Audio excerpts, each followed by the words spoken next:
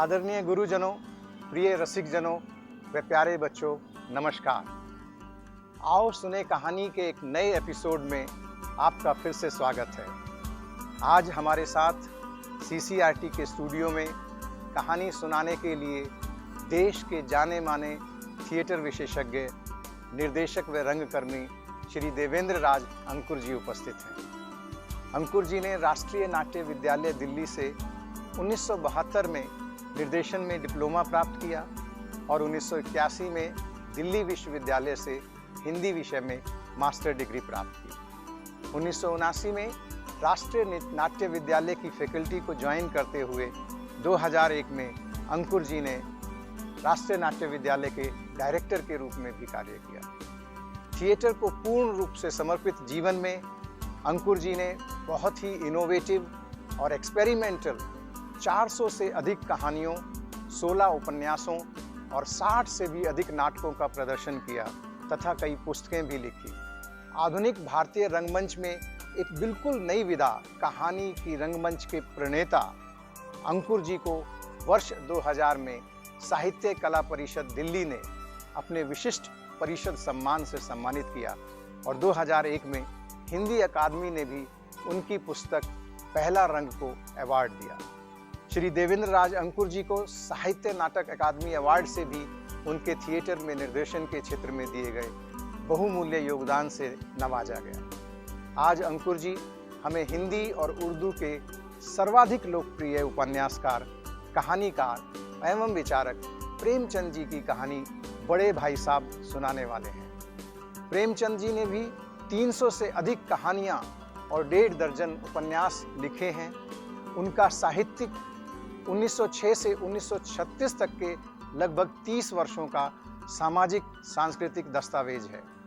आज की हमारी कहानी बड़े भाई साहब प्रेमचंद जी द्वारा लिखित ऐसे 2 भाइयों की कहानी है जो सगे भाई होते हुए भी विपरीत प्रवृत्ति और प्रकृति के प्रतीक हैं। जहां उम्र में 5 साल बड़े भाई साहब का पात्र पढ़ाई को एक बोझ समझते हुए किताबी कीड़ा बनकर भी बार बार फेल होता है, वहीं दूसरा और छोटा भाई पढ़ाई के साथ साथ खेलकूद, बचपन की शरारतों और मौज मस्ती का भी आनंद लेते हुए क्लास में प्रथम रहते हुए पास होता है। इसके बावजूद भी बड़े भाई साहब अपने तजुर्बे और बड़प्पन का एहसास करवाने का कोई मौका नहीं चूकते हैं। कहानी के शुरुआत में बड़े भाई साहब ने मन ही मन में कुढ़ने वाला छोटा भाई किस प्रकार कहानी के अंत में बड़े भाई के सामने श्रद्धापूर्वक नतमस्तक हो जाता है, इसका चित्रण बहुत ही सुंदर शब्दों में देखने को मिलता है। ये कहानी आज के परिवेश में भी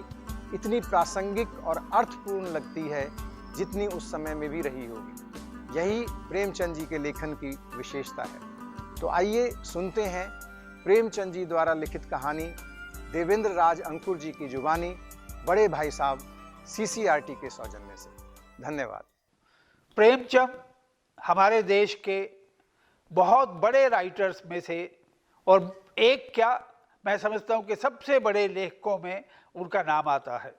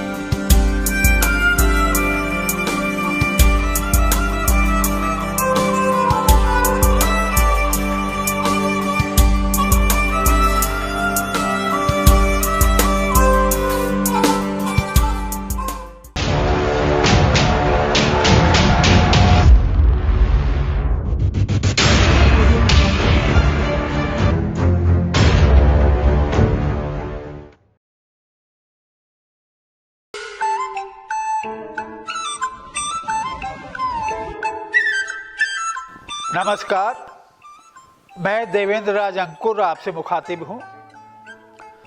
आपको जानकर खुशी होगी कि CCRT जो ये प्रोग्राम तैयार कर रहा है, आओ सुने कहानी, इसमें आज हम प्रेमचंद के बारे में कुछ बात करेंगे। जैसा कि शायद आपको मालूम हो, प्रेमचंद हमारे देश के बहुत बड़े राइटर्स में से और एक क्या, मैं समझता हूँ कि सबसे बड़े लेखकों में उनका नाम आता है। उनका जन्म 1880 में हुआ और उनकी मृत्यु 1936 में हुई। कुल जमा 56 साल की उम्र में उन्होंने हमें 15 उपन्यास लिख कर दिए और 300 से ज़्यादा कहानियाँ दी। शायद आप कुछ कहानियों के नाम से परिचित होंगे, जैसे बड़े भाई साहब, गुल्ली डंडा, नशा, बड़े घर की बेटी, गोदान, ये उनके उपन्यास हैं, निर्मला, और उसके बाद गबन, रंगभूमि, कर्मभूमि, सेवा सदन। आखिर प्रेमचंद का नाम इतना क्यों लिया जाता है? सबसे पहले तो आपको ये जानना है कि उनका मूल नाम धनपत राय श्रीवास्तव था। उन्होंने लिखने के लिए पहले उर्दू में लिखना शुरू किया तो नवाब राय के नाम से लिखते थे। फिर बाद में उनको लगा कि उर्दू के साथ साथ हिंदी में भी लिखना चाहिए, तो प्रेमचंद भी उनका अपना नाम ना होकर एक तरह से पेन नेम, जिसको अंग्रेजी में कहते हैं, मुंशी उनके नाम के साथ बाद में लग गया। तो मैं समझता हूँ कि ये सबसे पहली बात है कि चाहे उर्दू साहित्य हो, वो लोग भी उर्दू साहित्य में कहानी की शुरुआत प्रेमचंद से मानते हैं। उसके बाद तो जैनेन्द्र कुमार हैं, फिर उसके बाद यशपाल हैं, उसके बाद अज्ञे हैं। तो मैं समझता हूँ कि एक ऐसा कहानीकार जिसके बारे में कहा जाता है कि उन्होंने यथार्थ को, जैसा जीवन में होता है, उसको केंद्र में रखकर कहानियाँ लिखने की कोशिश की, लेकिन उसमें आदर्श पर जोर है। चाहे वो नमक का दरोगा हो, चाहे वो बड़े घर की बेटी हो, कोई भी हो, मुक्ति मार्ग हो, सदगति हो, आप देखें कि सारी की सारी हमारी दिन प्रतिदिन की जिंदगी पर आधारित कहानियां हैं। लेकिन उसमें भी अच्छा क्या है, बुरा क्या है, जब इसका निर्णय होने लगता है तो जाहिर है प्रेमचंद अच्छे के पक्ष में खड़े होते हैं। इसीलिए कहा जाता है कि वहाँ पर यथार्थवाद है तो सही, लेकिन आदर्शोन्मुख यथार्थवाद है, अर्थात आदर्श की तरफ झुकता हुआ यथार्थवाद। तो ये प्रेमचंद इतने बड़े लेखक हैं, तो जाहिर है ये बहुत एक अच्छा काम किया CCRT ने कि कहानी वाचन श्रृंखला में उनकी एक कहानी पढ़ने का उन्होंने ये कार्यक्रम रखा है। कहानी को कैसे पढ़ा जाए, मैं इसके बारे में भी बात करना चाहता हूँ, क्योंकि हम लोग अपने लिए पढ़ते हैं, लेकिन जब एक समूह के लिए कहानी को पढ़ा जाए तो वो पढ़ने से ज़्यादा सुनाने के रूप में होना चाहिए। इसीलिए इस कार्यक्रम का नाम भी आओ सुने कहानी, अर्थात कोई सुना रहा है और आप लोग सुन रहे हैं। उस क्रम में मैं आज आपके साथ प्रेमचंद की बहुत ही प्रसिद्ध कहानी बड़े भाई साहब पढ़ूंगा, उसका वाचन करूंगा, और कहना चाहिए कि मैं आपको वो पढ़कर सुनाऊंगा, ताकि सुनते सुनते उसकी पूरी दृश्य कल्पना आपके सामने, आपकी आंखों के सामने साकार हो जाए। मैं ऐसी कोशिश करूंगा। मैं क्यों इस बात पर जोर दे रहा हूं? क्योंकि मैंने भारतीय रंगमंच में सारी उम्र इसी तरह का काम किया है कि कहानियों को लेना, बिना उनको बदले हुए, बिना उनका रूप बदले हुए, बिना उनका नाट्य रूपांतरण करते हुए उनको मंच पर प्रस्तुत करना। और इस क्रम में मैंने 500 से ऊपर कहानियाँ मंचित की हैं, और मुझे बहुत खुशी है कि यहाँ प्रेमचंद को इस क्रम के लिए चुना गया है। तो उनकी भी मैंने कम से कम 20-25 कहानियाँ मंचित की हैं। मैंने पहले भी आपके सामने नाम लिए, गुल्ली डंडा, बड़े भाई साहब, नशा, मुक्ति मार्ग, सदगति, एक लंबी लिस्ट है। तो मुझे लगता है कि उस लिस्ट में जाने का समय भी नहीं है और उसकी ज़रूरत भी नहीं है। इसलिए प्रेमचंद को किया क्योंकि वो एक ऐसा लेखक है जो सीधे सीधे आपके साथ जुड़ता है। और हमारे साथ क्यों जुड़ता है? क्योंकि बहुत ही सिंपल भाषा में, बहुत ही सहज भाषा में, बहुत ही अनायास भाषा में, जिसमें कोई भी ज़बरदस्ती की कोशिश नहीं नज़र आती, उसमें वो अपनी बात कहते हैं। पंच परमेश्वर जैसी कहानी कौन नहीं जानता उसके बारे में, कि जब आप न्याय की कुर्सी पर बैठे होते हैं तब आप किसी का पक्ष नहीं लेते, आप निष्पक्ष होकर जिधर आपको अपना निर्णय देना है उसी तरफ जाते हैं। किसी भी कहानी को आप उठाकर देखें तो ये दोनों चीज़ें उनकी कहानियों में साथ साथ चलती हैं। एक तरफ जीवन का कटु यथार्थ और दूसरी तरफ उसी में से झांकता हुआ एक आदर्शवाद। तो मैं समझता हूँ ये भूमिका के साथ हम लोग आज आपके साथ अभी तुरंत बड़े भाई साहब का पाठ करेंगे। बड़े भाई साहब, इसको बहुत लोगों ने खेला है हिंदुस्तान में, और यहाँ तक के बड़े भाई साहब का अंग्रेजी ट्रांसलेशन टाइटल का कर दिया, बिग बी के नाम से भी खेला है। बिग मतलब बड़े और बी का मतलब भाई साहब। तो एक तरह से अमिताभ बच्चन के साथ जोड़ दिया क्योंकि उनको भी बिग बी कहते हैं। तो बड़े भाई साहब क्या है, घर में जो बड़ा भाई है, हम सब लोग उस मतलब एटमॉस्फेयर से गुजरे हैं। जाहिर है कि वो बड़ा है तो उसको अपने छोटे भाई को उपदेश देने की आदत है, सलाह देने की आदत है। और इस तरह से उन दोनों भाइयों के बीच में किस तरह के संबंध डेवलप होते हैं ये आप देखेंगे उस कहानी में। और एक तरह से हमारी सारी शिक्षा पद्धति पर एक ज़बरदस्त व्यंग है कि शिक्षा वो नहीं है कि जो रट लिया जाए और अच्छी तरह से मतलब वहाँ जाकर लिख दिया जाए। उसकी बजाय जीवन को जीना और फिर उसका शिक्षा में उपयोग करना, ये सारे सवाल भी उठाती है ये कहानी। तो आपको अच्छा लगेगा। और हालांकि मैं अभिनेता नहीं हूँ, लेकिन अभिनेताओं के साथ काम करते करते एक निर्देशक होने के बावजूद मैं भी थोड़ा बहुत अभिनय सीख गया हूँ। तो मैं कोशिश करूँगा कि मैं आपको पूरे मतलब उसके भावों के साथ, हाव भाव के साथ उस कहानी को पढ़कर सुनाऊं। अभी हम थोड़ी देर में आपके सामने कहानी को लेकर रूबरू होंगे। जैसा कि मैंने आपसे बात किया था,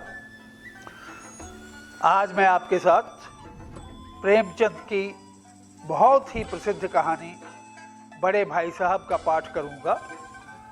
प्रेमचंद की कहानियों के बहुत से संग्रह एक साथ निकले हैं, तो मैं उसी में से ये कहानी आपके लिए लेकर आया हूँ। बड़े भाई साहब। मेरे भाई साहब मुझसे 5 साल बड़े थे, लेकिन केवल 3 दर्जे आगे। उन्होंने भी उसी उम्र में पढ़ना शुरू किया था जब मैंने शुरू किया, लेकिन तालीम जैसे महत्व के मामले में वो जल्दबाजी से काम लेना पसंद ना करते थे। इस भावना की बुनियाद खूब मजबूत डालना चाहते थे जिस पर आलीशान महल बन सके। 1 साल का काम 2 साल में करते, कभी कभी 3 साल भी लग जाते। बुनियाद ही पुख्ता ना हो तो मकान कैसे पायदार बने। मैं छोटा था, वो बड़े थे। मेरी उम्र 9 साल की थी, वो 14 साल के थे। उन्हें मेरी तंबीह और निगरानी का पूरा और जन्मसिद्ध अधिकार था, और मेरी शालीनता इसी में थी कि उनके हुक्म को कानून समझूं। वो स्वभाव से बड़े अध्ययनशील थे, हरदम किताब खोले बैठे रहते, और शायद दिमाग को आराम देने के लिए कभी कॉपी पर, कभी किताब के हाशियों पर चिड़ियों, कुत्तों, बिल्लियों की तस्वीरें बनाया करते।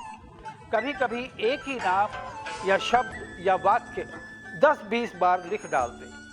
कभी एक शेर को बार बार सुंदर अक्षरों में नकल करते, कभी ऐसी शब्द रचना करते जिसमें ना कोई अर्थ होता ना कोई सामंजस्य।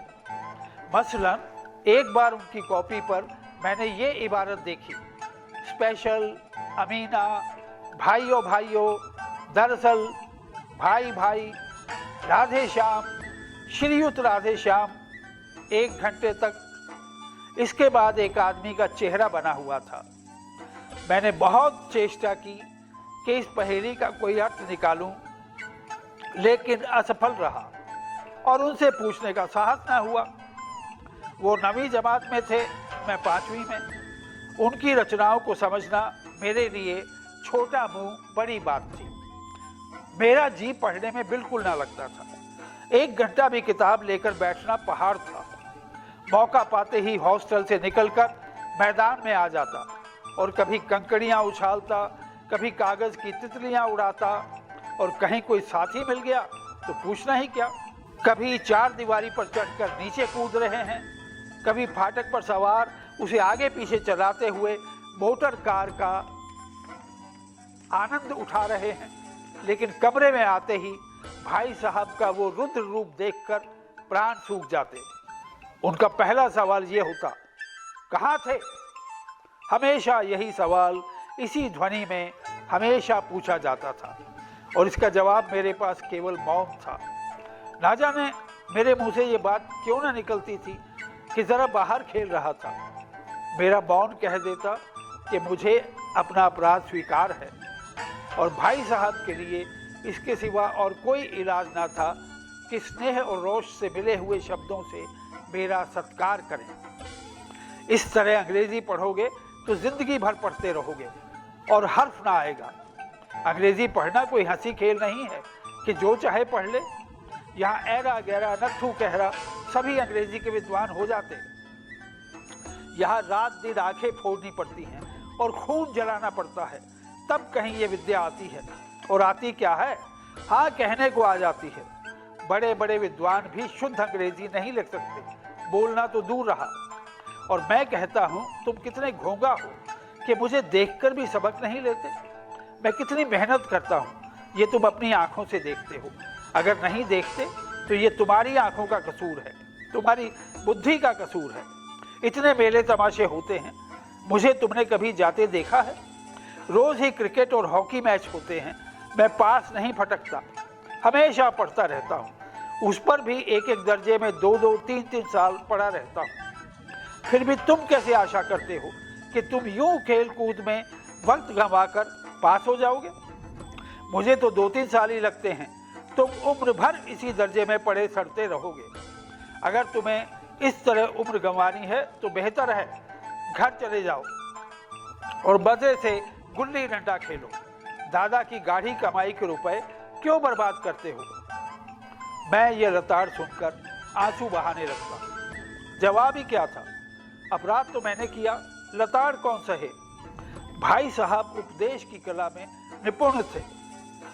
ऐसी ऐसी लगती बातें, ऐसे ऐसे सूखती बांध चलाते कि मेरे जिगर के टुकड़े टुकड़े हो जाते और हिम्मत टूट जाती। इस तरह जान तोड़कर मेहनत करने की शक्ति मैं अपने में ना पाता था और उस निराशा में ज़रा देर के लिए मैं सोचने लगता, क्यों ना घर चला जाऊं। जो काम मेरे बूते के बाहर है उसमें हाथ डालकर क्यों अपनी ज़िंदगी खराब करूं। मुझे अपना मूर्ख रहना मंजूर था, लेकिन इतनी हिम्मत, मुझे तो चक्कर आ जाता था। लेकिन घंटे 2 घंटे के बाद निराशा के बादल फट जाते और मैं इरादा करता कि आगे से खूब जी लगाकर पढ़ूंगा। चटपट एक टाइम टेबल बना डालता। बिना पहले से नक्शा बनाए, कोई स्कीम तैयार किए बिना काम कैसे शुरू करें? टाइम टेबल में खेल कूद की मद बिल्कुल उड़ जाती। प्रातःकाल उठना, 6 बजे हाथ मुंह धो नाश्ता कर पढ़ने बैठ जाना। 6 से 8 तक अंग्रेजी, 8 से 9 तक हिसाब, 9 से 9:30 तक इतिहास, फिर भोजन और स्कूल। 3:30 बजे स्कूल से वापस होकर आध घंटा आराम, 4 से 5 तक भूगोल, 5 से 6 तक ग्रामर, आधा घंटा हॉस्टल के सामने ही टहलना, 6:30 से 7 तक अंग्रेजी कंपोजिशन, फिर भोजन करके 8 से 9 तक अनुवाद, 9 से 10 तक हिंदी, 10 से 11 तक विविध विषय, फिर विश्राम। मगर टाइम टेबल बना लेना एक बात है, उस पर अमल करना बिल्कुल दूसरी बात। पहले ही दिन से उसकी अवहेलना शुरू हो जाती। मैदान की वो सुखद हरियाली, हवा के हल्के हल्के झोंके, फुटबॉल की ये उछल कूद, कबड्डी के वो दाव घात, वॉलीबॉल की वो तेजी और फुर्ती मुझे अज्ञात और अनिवार्य रूप से खींच ले जाती और वहाँ जाते ही मैं सब कुछ भूल जाता। वो जानलेवा टाइम टेबल, वो आँख फोड़ पुस्तकें, किसी की याद न रहती और भाई साहब को नसीहत और फजीहत का अवसर मिल जाता। मैं उनके साए से भागता, उनकी आंखों से दूर रहने की चेष्टा करता, कमरे में इस तरह दबे पाऊँ आता कि उन्हें खबर ना हो। उनकी नज़र मेरी ओर उठी और मेरे प्राण निकले। हमेशा सिर पर एक नंगी तलवार सी लटकती मालूम होती। फिर भी जैसे मौत और विपत्ति के बीच भी आदमी मोह और माया के बंधन में जकड़ा रहता है, मैं फटकार और घुड़कियां खाकर भी खेल कूद का तिरस्कार ना कर सकता। सालाना इम्तिहान हुआ, भाई साहब फेल हो गए, मैं पास हो गया और दर्जे में प्रथम आया। मेरे और उनके बीच में केवल 2 साल का अंतर रह गया। जी में तो आया भाई साहब को आड़े हाथों लूं। आपकी वो घोर तपस्या कहाँ गई? मुझे देखिए, मजे से खेलता भी रहा और दर्जे में अव्वल भी हूँ।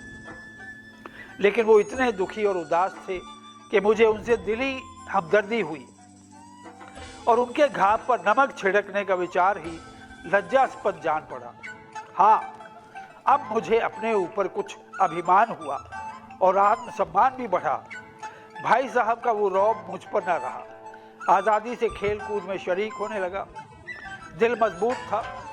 अगर उन्होंने फिर फजीहत की तो साफ कह दूंगा, आपने अपना खून जलाकर कौन सा तीर मार लिया? मैं तो खेलते कूदते दर्जे में अव्वल आ गया। जबान से ये हेकड़ी जताने का साहस ना होने पर भी मेरे रंग ढंग से साफ जाहिर होता था कि भाई साहब का वो आतंक मुझ पर नहीं रहा। भाई साहब ने इसे भांप लिया। उनकी सहज बुद्धि बड़ी तीव्र थी और एक दिन जब मैं भोर का सारा समय गुल्ली डंडे की भेंट करके ठीक भोजन के समय लौटा तो भाई साहब ने मान लो तलवार खींच ली और मुझ पर टूट पड़े। देखता हूँ इस साल पास हो गए हो और दर्जे में अव्वल आ गए हो तो तुम्हें दिमाग हो गया है। मगर भाई जहां घमंड तो बड़े बड़े का नहीं रहा, तुम्हारी क्या हस्ती है? इतिहास में रावण का हाल तो पढ़ा ही होगा। उसके चरित्र से तुमने कौन सा उपदेश लिया या यूं ही पढ़ गए? महज इम्तिहान पास कर लेना कोई चीज नहीं, असल चीज है बुद्धि का विकास। जो कुछ पढ़ो उसका अभिप्राय समझो। रावण भूमंडल का स्वामी था। ऐसे राजाओं को चक्रवर्ती कहते हैं। आजकल अंग्रेजों के राज्य का विस्तार बहुत बढ़ा हुआ है, पर इन्हें चक्रवर्ती नहीं कह सकते। संसार में अनेकों राष्ट्र अंग्रेजों का आधिपत्य स्वीकार नहीं करते, बिल्कुल स्वाधीन है। रावण चक्रवर्ती राजा था। संसार के सभी महीप उसे कर देते थे। बड़े बड़े देवता उसकी गुलामी करते थे। आग और पानी के देवता भी उसके दास थे। मगर उसका अंत क्या हुआ? घमंड ने उसका नाम और निशान तक मिटा दिया। कोई उसे एक चुल्लू पानी देने वाला भी न बचा। आदमी और जो कुकर्म चाहे करे, पर अभिमान न करे, इतराए नहीं। अभिमान किया और दीन दुनिया दोनों से गया। शैतान का हाल भी पढ़ा ही होगा। उसे यह अभिमान हो गया कि ईश्वर का उससे बढ़कर सच्चा भक्त कोई है ही नहीं। अंत में यह हुआ कि स्वर्ग से नरक में ढकेल दिया गया। शाह रूम ने भी एक बार अहंकार किया था, भीख मांग मांग कर मर गया। तुमने तो कभी अभी केवल 1 दर्जा पास किया है और अभी से तुम्हारा सिर फिर गया। तब तो तुम आगे बढ़ चुके। ये समझ लो कि तुम अपनी मेहनत से पास नहीं हुए। अंधे के हाथ बटेर लग गई, मगर बटेर तो केवल एक बार हाथ लग सकती है, बार बार नहीं लग सकती। कभी कभी गुल्ली डंडे में भी अंधा चोट निशाना पड़ जाता है। इससे कोई सफल खिलाड़ी नहीं हो जाता। सफल खिलाड़ी वो है जिसका कोई निशाना खाली ना जाए। मेरे फेल होने पर मत जाओ। मेरे दर्जे में आओगे तो दांतों पसीना आ जाएगा जब अलजबरा और ज्योमेट्री के लोहे के चने चबाने पड़ेंगे और इंग्लिस्तान का इतिहास पढ़ना पड़ेगा। बादशाहों के नाम रखना आसान नहीं। 8 हेनरी ही हो गुजरे हैं। कौन सा कांड किस हेनरी के समय में हुआ, क्या ये याद कर लेना आसान समझते हो? हेनरी 7वें की जगह हेनरी 8वां लिखा और सब नंबर गायब, सफा चट। सिफर भी ना मिलेगा, सिफर भी हो किस ख्याल में? दर्जनों तो जेम्स हुए हैं, दर्जनों विलियम, कौड़ियों चार्ल्स। दिमाग चक्कर खाने लगता है, आंधी रोग हो जाता है। इन अभागों को नाम भी ना जुड़ते थे। एक ही नाम के पीछे 2M, सोयम, चहारुम, पंचुम लगाते चले गए। मुझसे पूछते तो 10 लाख नाम बता देता। और ज्योमेट्री तो बस खुदा की पनाह। आ बा जा की जगह आ जा बा लिख दिया और सारे नंबर कट गए। कोई निर्दयी मुम्तहिनों से नहीं पूछता कि आखिर आ बा जा और आ जा बा में क्या फर्क है, और व्यर्थ की बात के लिए क्यों छात्रों का खून चूसते हो? दाल भात रोटी खाई या भात दाल रोटी खाई, इसमें क्या रखा है? मगर इन परीक्षकों को क्या परवाह। ये तो वही देखते हैं जो पुस्तक में लिखा है। चाहते हैं कि लड़के अक्षर अक्षर रट डालें और इसी रटंत का नाम शिक्षा रख छोड़ा है। और आखिर इन बेसिर पैर की बातों के पढ़ने से फायदा? इस रेखा पर वो लंब गिरा दो तो आधार लंब से दुगना होगा। पूछिए, इससे प्रयोजन दुगना नहीं चौगुना हो जाए या आधा ही रहे मेरी बला से। लेकिन परीक्षा में पास होना है तो ये सब खुराफात याद करनी पड़ेगी। कह दिया, समय की पाबंदी पर एक निबंध लिखो जो 4 पन्ने से कम ना हो। अब आप कॉपी सामने खोले, कलम हाथ में लिए, उसके नाम को रोइए। कौन नहीं जानता कि समय की पाबंदी बहुत अच्छी बात है। इससे आदमी के जीवन में संयम आ जाता है, दूसरों का उस पर स्नेह होने लगता है और उसके कारोबार में उन्नति होती है।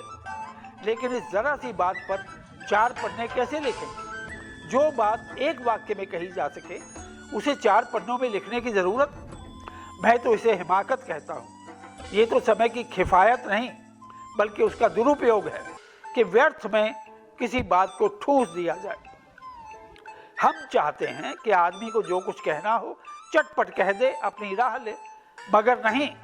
4 पन्ने आपको रंगने पड़ेंगे, चाहे जैसे लिखिए, और पन्ने भी पूरे फुल स्केप के आकार के। ये छात्रों पर अत्याचार नहीं तो और क्या है। अनर्थ तो ये है कि कहा जाता है संक्षेप में लिखो। समय की पाबंदी पर संक्षेप में एक निबंध लिखो जो 4 पन्नों से कम ना हो। ठीक, संक्षेप में तो 4 पन्ने हुए, नहीं तो शायद 100-200 पन्ने लिखवाते। तेज भी दौड़िए और धीरे धीरे भी। उल्टी बात है या नहीं?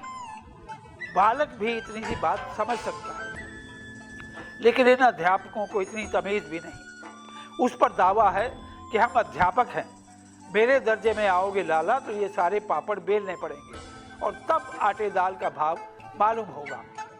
इस दर्जे में अव्वल आ गए हो तो जमीन पर पांव नहीं रखते। इसलिए मेरा कहना मानिए। लाख फेल हो गया हूं लेकिन तुमसे बड़ा हूं। संसार का मुझे तुमसे ज्यादा अनुभव है। जो कुछ कहता हूं उसे गिरह बांधिए, नहीं तो पछताइएगा।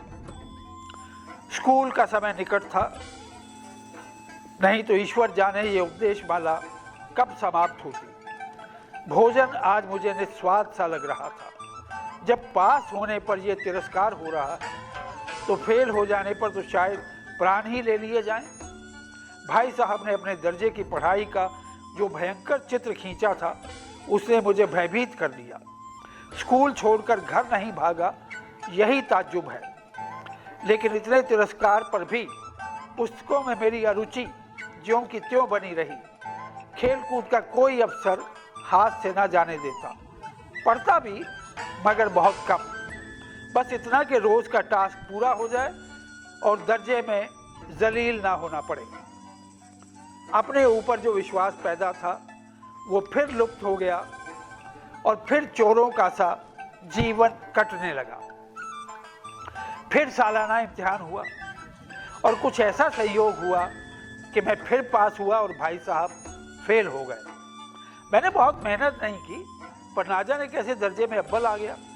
मुझे खुद अचरज हुआ। भाई साहब ने प्राणांतक परिश्रम किया था, कोर्स का एक एक शब्द चाट गए थे। 10 बजे रात तक, इधर 4 बजे भोर से, उधर 6 से 9:30 तक स्कूल जाने के पहले मुद्रा कांतिहीन हो गई थी, मगर बेचारे फेल हो गए। मुझे उन पर दया आती थी। नतीजा सुनाया गया तो वो रो पड़े और मैं भी रोने लगा। अपने पास होने की खुशी आधी हो गई। मैं भी फेल हो गया होता तो भाई साहब को इतना दुख ना होता, लेकिन विधि की बात कौन टाले। मेरे और भाई साहब के बीच में अब केवल 1 दर्जे का अंतर और रह गया। मेरे मन में एक कुटिल भावना पैदा हुई कि कहीं भाई साहब 1 साल और फेल हो जाएं तो मैं उनके बराबर हो जाऊंगा। फिर वो किस आधार पर मेरी फजीहत कर सकेंगे। लेकिन मैंने इस कमीने विचार को दिल से बलपूर्वक निकाल डाला।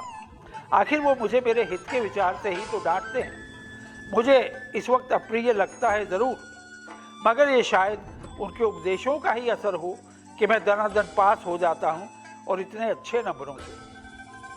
अब भाई साहब बहुत कुछ नरम पड़ गए थे। कई बार मुझे डांटने का अवसर पाकर भी उन्होंने धीरज से काम लिया। शायद अब वो खुद समझने लगे थे कि मुझे डांटने का अधिकार उन्हें नहीं रहा, या रहा भी तो बहुत कम। मेरी स्वच्छंदता भी बढ़ी। मैं उनकी सहिष्णुता का अनुचित लाभ उठाने लगा। मुझे कुछ ऐसी धारणा हुई कि मैं तो पास हो ही जाऊंगा, पढ़ूं या ना पढ़ूं, मेरी तकदीर बलवान है। इसलिए भाई साहब के डर से जो थोड़ा बहुत पढ़ लिया करता था वो भी बंद हुआ। मुझे कनकौवे उड़ाने का नया शौक पैदा हो गया था और अब सारा समय पतंगबाजी की भेंट होता था। फिर भी मैं भाई साहब का अदब करता था और उनकी नज़र बचाकर कनकौवे उड़ाता था। माझा देना, कन्ने बांधना, पतंग टूर्नामेंट की तैयारियां आदि समस्याएं सब गुप्त रूप से हल की जाती थी। मैं भाई साहब को ये संदेह ना करने देना चाहता कि उनका सम्मान और लिहाज मेरी नज़रों में कम हो गया है। एक दिन संध्या के समय हॉस्टल से दूर मैं कनकौवा लूटने बेतहाशा दौड़ा जा रहा था। आंखें आसमान की ओर थीं और मन उस आकाशगामी पथिक की ओर जो मंद गति से झूमता पतन की ओर चला जा रहा था। मानो कोई आत्मा स्वर्ग से निकलकर विरक्त मन से नए संस्कार ग्रहण करने आ रही हो।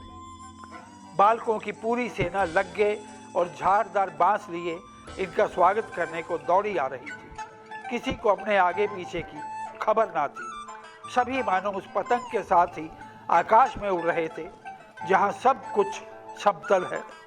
ना मोटर कार है, ना ट्राम, ना गाड़ियां। सहसा भाई साहब से मेरी मुठभेड़ हो गई, जो शायद बाजार से लौट रहे थे। उन्होंने वहीं हाथ पकड़ लिया और उग्र भाव से बोले, इन बाजारी लौंडों के साथ झेले के कनकौवे के लिए दौड़ते तुम्हें शर्म नहीं आती? तुम्हें इसका भी लिहाज नहीं कि अब तुम नीची जमात में नहीं बल्कि 8वीं जमात में आ गए हो और मुझसे केवल एक दर्जा नीचे हो। आखिर आदमी को कुछ तो अपनी पोजीशन का ख्याल करना चाहिए। एक ज़माना था कि लोग 8वां दर्जा पास करके नायब तहसीलदार हो जाते थे। मैं कितने ही मिडिल जियों को जानता हूँ जो आज अव्वल दर्जे के डिप्टी मजिस्ट्रेट या सुपरिंटेंडेंट हैं। कितने ही 8वीं जमात वाले हमारे लीडर और समाचार पत्रों के संपादक हैं। बड़े बड़े विद्वान उनकी मातहती में काम करते हैं और तुम उसी 8वें दर्जे में आकर बाजारी लौंडों के साथ कनकौवे के लिए दौड़ रहे हो। मुझे तुम्हारी इस कम अकली पर दुख होता है। तुम ज़हीन हो, इसमें शक नहीं, लेकिन वो जहन किस काम का जो हमारे आत्मगौरव की हत्या कर डाले। तुम अपने दिल में समझते होंगे मैं भाई साहब से महज एक दर्जा नीचे हूँ और अब उन्हें मुझे कुछ भी कहने का हक नहीं है, लेकिन ये तुम्हारी गलती है। तुमसे 5 साल बड़ा हूँ और चाहे आज तुम मेरी ही जमात में आ जाओ और परीक्षकों का यही हाल है तो निस्संदेह अगले साल तुम मेरे बराबर हो जाओगे और शायद 1 साल बाद मुझसे आगे भी निकल जाओ। लेकिन मुझ में और तुम में जो 5 साल का अंतर है उसे तुम क्या खुदा भी नहीं मिटा सकता। मैं तुमसे 5 साल बड़ा हूं और हमेशा रहूंगा। मुझे दुनिया का और जिंदगी का जो तजर्बा है तुम उसकी बराबरी नहीं कर सकते, चाहे तुम MA और D.Litt और D.Phil ही क्यों ना हो जाओ। समझ किताबें पढ़ने से नहीं आती, दुनिया देखने से आती है। हमारी अम्मा ने कोई दर्जा पास नहीं किया और दादा भी शायद 5वीं 6ठी जमात के आगे नहीं गए, लेकिन हम दोनों चाहे सारी दुनिया की विद्या पढ़ लें, अम्मा और दादा को हमें समझाने और सुधारने का अधिकार हमेशा रहेगा। केवल इसलिए नहीं कि वे हमारे जन्मदाता हैं, बल्कि इसलिए कि उन्हें दुनिया का हमसे ज़्यादा तजुर्बा है और रहेगा। अमेरिका में किस तरह की राज व्यवस्था है और 8वें हेनरी ने कितने ब्याह किए, आकाश में कितने नक्षत्र हैं, ये बातें चाहे उन्हें ना मालूम हो, लेकिन हजारों ऐसी बातें हैं जिनका ज्ञान उन्हें हमसे और तुमसे ज़्यादा है। दैव ना करे आज मैं बीमार हो जाऊं तो तुम्हारे हाथ पांव फूल जाएंगे। दादा को तार देने के सिवा तुम्हें और कुछ ना सूझेगा, लेकिन तुम्हारी जगह दादा हो तो किसी को तार ना दें, ना घबराएं, ना बदहवास हों। पहले खुद मर्द पहचान कर इलाज करेंगे, उसमें सफल ना हुए तो किसी डॉक्टर को बुलाएंगे। बीमारी तो खैर बड़ी चीज़ है, हम तुम तो इतना भी नहीं जानते कि महीने भर का खर्च महीने भर कैसे चले। जो कुछ दादा भेजते हैं उसे हम 20-22 तक खर्च कर डालते हैं और फिर पैसे पैसे को मोहताज हो जाते हैं। नाश्ता बंद हो जाता है, धोबी और नाई से मुंह चुराने लगते हैं, लेकिन जितना आज हम और तुम खर्च कर रहे हैं उसके आधे में दादा ने अपनी उम्र का बड़ा भाग इज्जत और नेक नामी के साथ निभाया है और कुटुंब का पालन किया है, जिसमें सब मिलाकर 9 आदमी थे। अपने हेडमास्टर साहब को ही लो, MA हैं कि नहीं, और यहाँ के MA नहीं, ऑक्सफोर्ड के 1000 रुपये पाते हैं, लेकिन उनके घर का इंतज़ाम कौन करता है? उनकी बूढ़ी माँ। हेडमास्टर साहब की डिग्री यहाँ बेकार हो गई। पहले खुद घर का इंतज़ाम करते थे, खर्च पूरा ना पड़ता था, कर्जदार बने रहते थे। जब से उनकी माता जी ने प्रबंध अपने हाथ में ले लिया है, जैसे घर में लक्ष्मी आ गई है। तो भाईजान ये गरूर दिल से निकाल डालो कि तुम मेरे समीप आ गए हो और अब स्वतंत्र हो। मेरे देखते तुम बेराह न चलने पाओगे। अगर तुम यूं ना मानोगे तो मैं इसका प्रयोग भी कर सकता हूँ। मैं जानता हूँ तुम्हें मेरी बातें जहर लग रही हैं। मैं उनकी इस नई युक्ति से नतमस्तक हो गया। मुझे आज सचमुच अपनी लघुता का अनुभव हुआ और भाई साहब के प्रति मेरे मन में श्रद्धा उत्पन्न हुई।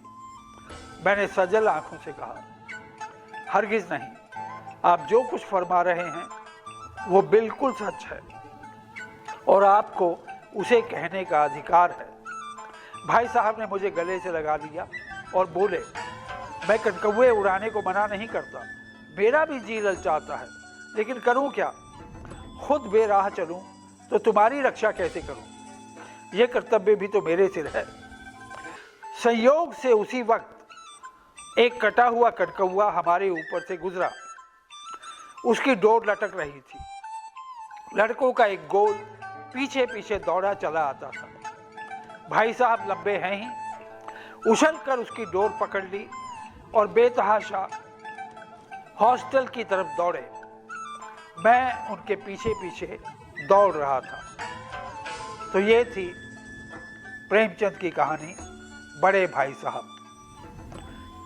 हमें पक्का विश्वास है कि आपको जो बातें हमने शुरू में की थी उससे जोड़ कर देखें तो बहुत अच्छा लगेगा और बहुत मज़ा आएगा कि प्रेमचंद इस तरह की छोटी छोटी बातों में से बड़ी बातें कह जाते थे। धन्यवाद।